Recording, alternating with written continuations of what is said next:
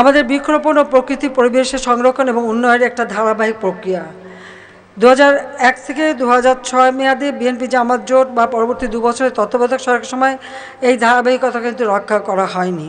শুধু তাই না, আপনারা দেখেছেন 2013 সালে সরকার উৎখাতের আন্দোলনের নামে অগ্নি সন্ত্রাস করে মানুষকে যেমন হত্যা করা, তাছাড়া আমাদের বাস, ট্রাক, গাড়ি, রেল, লঞ্চ সেগুলি আগুনে জ্বালিয়ে দেওয়া আর বৃক্ষ নিধন করা।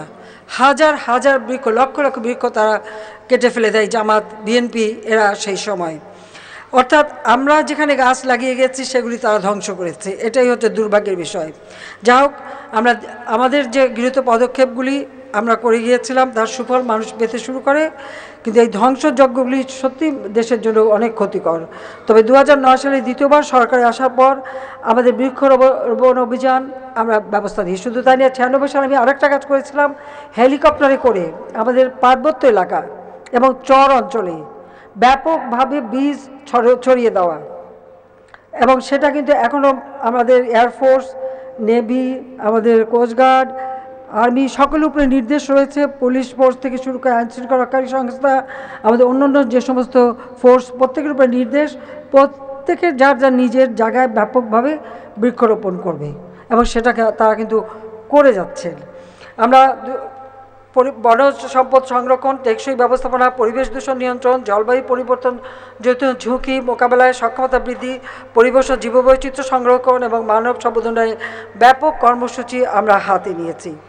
আমাদের সংবিধানে আমরা যে পঞ্চদশ সংশোধনী নিয়ে আসি, পঞ্চদশ সংশোধনীতে সেখানে 18 অনুচ্ছেদের সাথে আরেকটি অনুচ্ছেদ আমরা যুক্ত করি, 18 ক, সেটা নতুনভাবে সংযোজন করে সেখানে আমরা পরিবেশ রক্ষার বিষয়টা সংযোজন করেছি। যেমন সেখানে বলা আছে, আমি কোট করছি, রাষ্ট্র বর্তমান ও ভবিষ্যৎ নাগরিকদের জন্য পরিবেশ সংরক্ষণ ও উন্নয়ন করিবেন এবং প্রাকৃতিক সম্পদ, জীববৈচিত্র্য, জলাভূমি, বন ও বন্যপ্রাণীর সংরক্ষণ ও নিরাপত্তা বিধান করিবেন।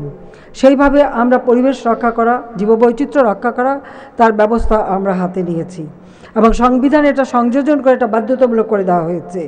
তাছাড়া 2009 থেকে 23 পর্যন্ত 11টি আইন, নীতিমালা, বিধিমালা, প্রবিধান প্রণয়ন করি। এছাড়া আমরা 2021 থেকে 2036 পর্যন্ত 15 বছর মেয়াদী জাতীয় সংরক্ষণ কৌশল প্রণয়ন করেছি।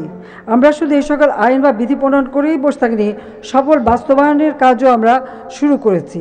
আমরা 10টি বিশেষ উদ্যোগের একটি হলো পরিবেশ সুরক্ষা। আমাদের দেশে 13টি এলাকাকে পরিবেশগত সংকটাপন্ন এলাকা হিসেবে ঘোষণা করে এর পরিবেশ ও জীববৈচিত্র্য সংরক্ষণের জন্য বিভিন্ন কার্যক্রম আমরা বাস্তবায়ন করে যাচ্ছি।